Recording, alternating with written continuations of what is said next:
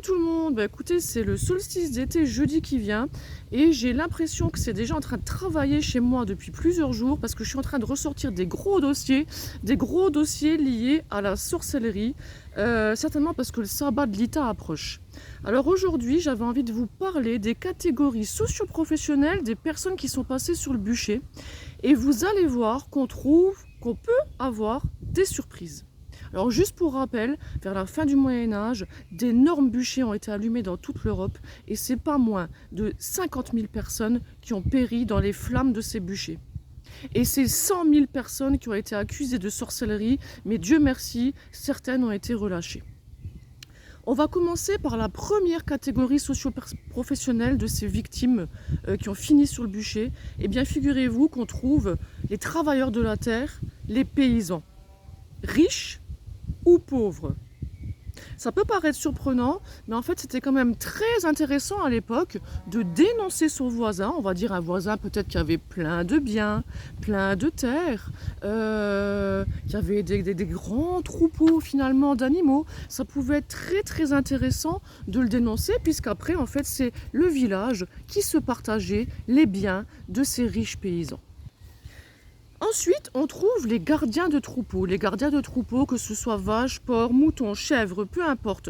Il se racontait plein de choses sur eux. Pourquoi ? Parce qu'ils vivaient en dehors du village.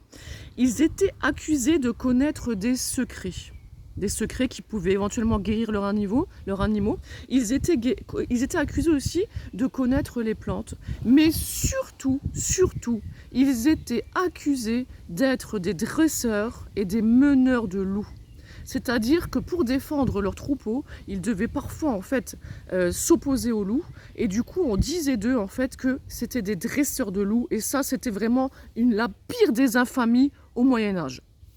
Voilà, puisque le loup a été traqué aussi. Alors on trouve une autre catégorie de personnes en fait à laquelle on ne pense pas forcément. Mais figurez-vous qu'il y a pas mal de notables qui sont passés sur le bûcher. Bien sûr, parmi ces notables, c'est plutôt des femmes qui sont passées sur le bûcher. Et je vais vous expliquer pourquoi. Eh bien, parce que lorsque certaines femmes étaient accusées de sorcellerie, elles en profitaient pour dire au maire du village, pour dire à leur juge, pour dire à leur bourreau « Eh mec, samedi dernier, j'ai participé à un sabbat.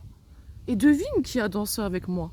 Ta femme. » Malheureusement, des pauvres épouses ont fini comme ça sur le bûcher et elles n'avaient certainement jamais rien fait de leur vie. Voilà. Alors ensuite, on va retrouver une catégorie socio-professionnelle qui est, vous allez voir, plutôt étonnante. On va mentionner ici en fait les boulangers et les forgerons. Les boulangers et les forgerons, certains, ont fini sur le bûcher. Pourquoi ? Eh bien parce que ils travaillaient. Devinez, ils travaillaient avec des fours et ils travaillaient avec des flammes pour forger leur outil, pour faire le pain. Ça suffisait pour être accusé d'avoir lié un commerce avec le diable. Pour certains, pas tous. Alors bien sûr, on trouve aussi les aubergistes. Alors les aubergistes, notamment leurs femmes, qui étaient accusées en fait d'avoir des mauvaises vies, tout simplement avec l'alcool, on rigole, on s'amuse, on boit, il y a peut-être des femmes légères. Allez hop, le bûcher, on crame tout le monde. Voilà. Alors ensuite, on trouve une autre catégorie, c'est celle qui était appelée les parias. Et parmi les parias, on trouve un grand nombre de veuves âgées et sans ressources. Il faut savoir que les veuves, à l'époque-là, si elles n'avaient plus de mari et plus de famille, elles étaient malheureusement condamnées à errer dans les villages et à devenir mendiantes. Et ça gênait considérablement l'ordre établi, donc c'était facile finalement de s'en débarrasser en les cramant. Voilà. Et puis, ce qu'il faut dire aussi, c'est que ces veuves, notamment lorsqu'elles étaient âgées, elles étaient du coup difficilement mariables. Et du coup, elles étaient encore plus susceptibles d'être brûlées. Je remets la caméra en place. Alors, parmi ces parias, bien sûr, on va également trouver les handicapés physiques, les handicapés mentaux, les infirmes, les boiteux, les personnes qui faisaient peur, voilà, qui avaient une particularité physique qui pouvait faire peur. On trouve les personnes qu'on jugeait folles, les excentriques, ceux qu'on appelait les idiots du village. Et j'ai envie de vous dire, bien certainement qu'on trouvait parmi cette catégorie, certainement aussi les hypersensibles. Il faisait pas très bon d'être hypersensible à cette époque-là. Ça aurait suffi pour passer sur le bûcher. Alors dans cette catégorie, on trouve aussi toutes les femmes qu'on disait être de mauvaise vie, soit parce qu'elles étaient prostituées, soit parce que tout simplement elles avaient des relations sexuelles en dehors du mariage. Ça suffisait pour passer sur le bûcher également. Et puis bien sûr, on trouvait aussi toutes ces personnes étrangères ou ces mendiants dont on avait peur parce qu'on ne les connaissait pas. On avait peur qu'elles viennent nous voler la nuit, donc on les accusait de sorcellerie. C'était tellement pratique.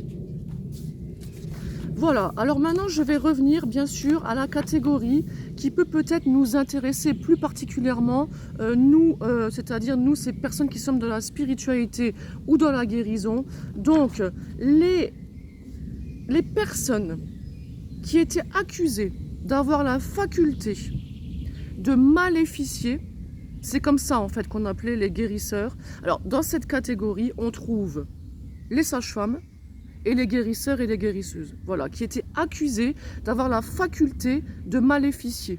C'est comme ça que ça s'appelait en fait.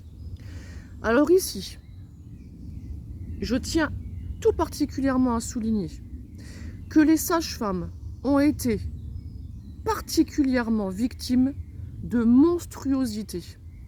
La traque a été terrible pour elles et les tortures ont été ignobles. Pourquoi? Parce qu'elles étaient, alors il faut savoir qu'elles étaient choisies par le curé de la paroisse et par un jury totalement féminin de chaque village. Et la sage-femme, elle est accompagnée donc pour l'enfantement, elle était aussi faiseuse d'anges, mais elle était aussi présente au moment des décès, au moment de ce passage de l'âme vers l'autre monde. Elle était donc très très proche de la mort, puisqu'en fait il y a énormément d'enfants qui mouraient à la naissance. Et à partir de là, elles ont été accusées d'avoir un commerce horrible en fait avec le diable, ce qui fait qu'elles ont été encore plus traquées et persécutées que les autres catégories de personnes que je vous ai citées. Voilà. Ici, je tiens à mentionner aussi que les guérisseurs et les guérisseuses ont été plutôt tranquilles durant le XVIe siècle comparé aux autres catégories que je viens de vous citer. Ils ont plutôt bien vécu. Pourquoi? Parce que jusque-là, on considérait en fait que c'était grâce au divin que quelque part ils guérissaient. Sauf que dans le premier quart du XVIIe siècle, tout a changé. Là, on va dire que certaines guérisons qu'on estimait miraculeuses ont finalement été attribuées au commerce fait avec le diable.